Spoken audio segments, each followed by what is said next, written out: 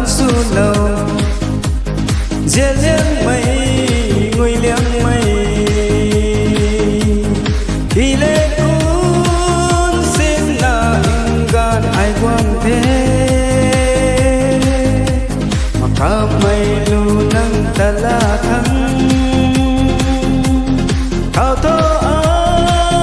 dây một ba dây dầm đi khô này na bụi nu xuân na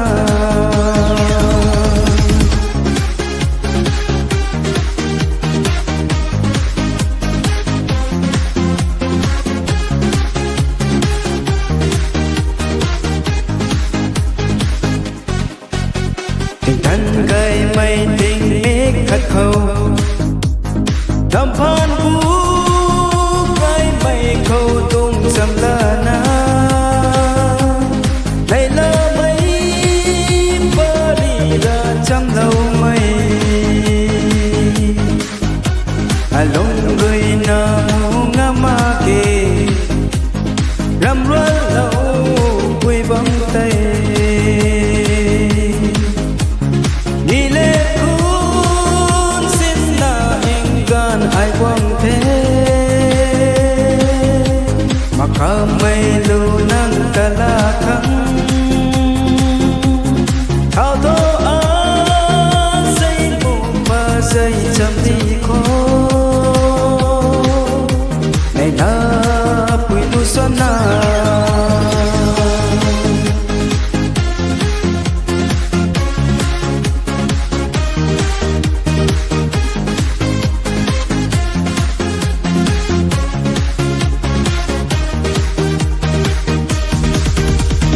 gan gan gây mây quăng khâu ni không ngơi cái mây du quăng cuộc khâu ni lung rưỡi mô ngầm mạc diên mây ta tuột thâu lâu thăng ni thai mạc nắng ta ra mà ghé thầy